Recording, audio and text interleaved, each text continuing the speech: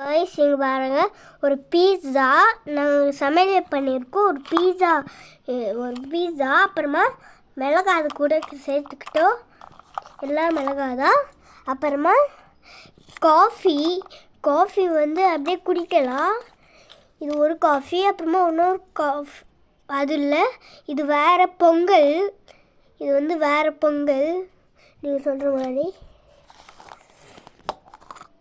இது வந்து இப்போ பொங்கல், அதே பொங்கல் தான். இது மாட்டு பொங்கல். ஆனால் இந்த பானை வந்து மாட்டு பொங்கல். ஓகே, இதுவும் மாட்டு பொங்கல் தான். சரிங்களா? அப்புறமா லாஸ்ட்டாக இதுதான். ஏன்னா சிக்கனு பிரியாணி ரெண்டும் சேர்ந்து இருந்துச்சு. அதனால அது வந்து கேமரா வந்து இப்படிதான் இருக்கும்.